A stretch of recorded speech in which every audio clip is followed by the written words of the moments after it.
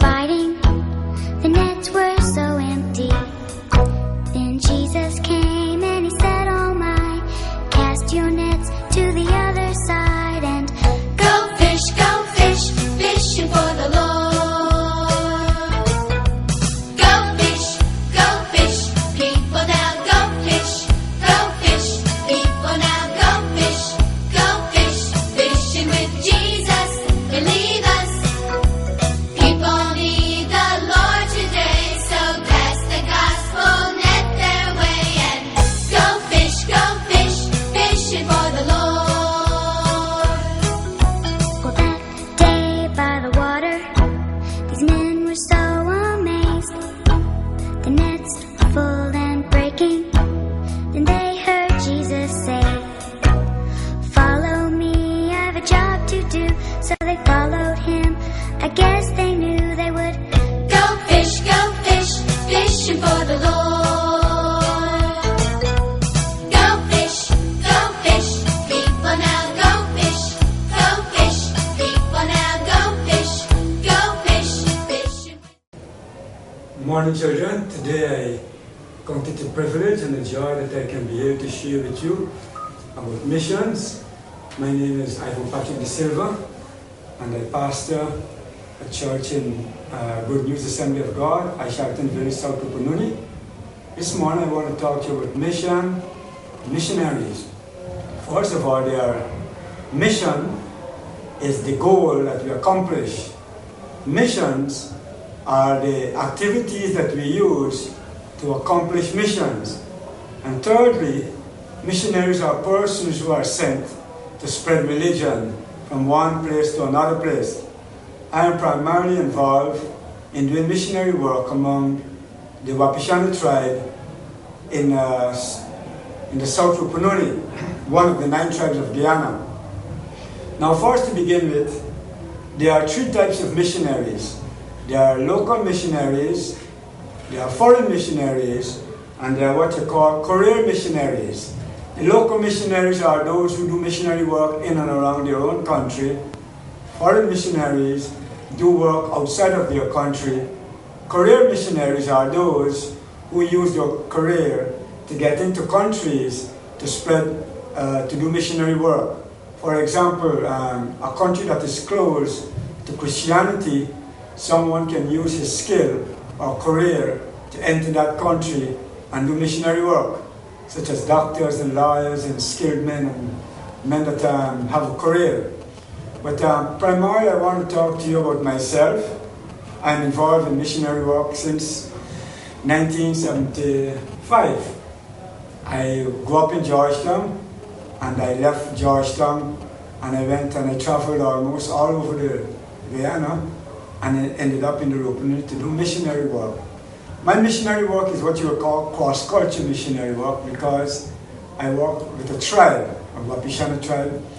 Amongst the Wapishanas, I had to learn their culture.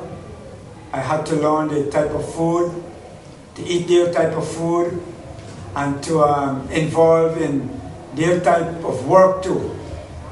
So some of the Amerindians, well, you know, the basic food is what they call farine and cassava bread.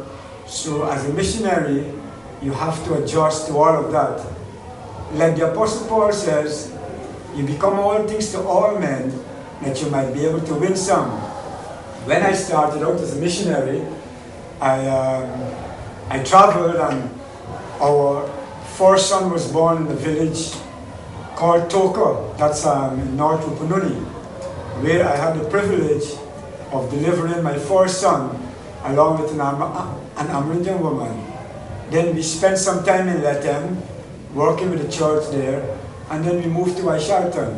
Aisharton is about 100 miles south of the Rupununi, and it is primarily Wapishana, the Wapishana tribe. Now, working among the Wapishanas, as I said earlier, you have to learn their culture, their food, the type of diet they have. It's so different to Georgetown. For example, you may go to homes and they have food is on, the pot is on the ground, and they spread the cassava bread on the ground, and and you just eat like that, you know. And then they have their culture where they just put their hands in the pot sometimes and they take out meat, a pot they call tuma pot. It's different to what they call the pepper pot, where everything is boiled, fish not properly cooked, meat not properly cooked, half raw. So you, as I said earlier, you become all things to all men that you might be able to win some. Some of the challenges are that, you know, kind of lonely on the mission field, because sometimes you go on the mission field and you're just forgotten on the mission field. You know, as the saying goes, when you people can see you, then they remember you, and when they don't see you, they don't remember you. So as the mission field can be very challenging. We had some challenges of having malaria and bringing up our children in a malarious area. You will have malaria, so that's one of the challenges we had. We had the challenges of, as I said, becoming like an Amerindian so that we'll be able to win the Amerindians. You do their work, you do their food, you do farming. Presently now, I still live in what they call a thatch roof house. I still use fireside. There is not much, there's no electricity, there's no internet, there's no telephone service. So you make sacrifices to get there. And since '92, when the family left to come to town for the want of a better education for my children, I'm in and out of the Rupununi, and I think that too is a sacrifice, having to leave your family to be away for sometimes as much as 3 months and then come back to be with the family, like what I'm presently now doing in Georgetown. But I find it challenging because you're able to see souls saved and see lives change, and all in all, it's rewarding. At times, even though it's challenging, it's rewarding for me. And I count it such a privilege and such an honor that I can be in that part of God's vineyard, serving in that area. So the challenges out there for us. The missionary call is still out because there are some places in Guyana, amongst the Amerindian, that have never been touched by the gospel.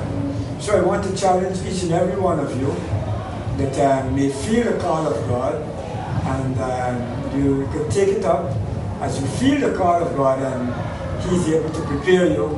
And from learning from my own experience, when God sends you somewhere, He prepares you, He equips you, and He gives you everything that you would need to fulfill that calling that He gave to you.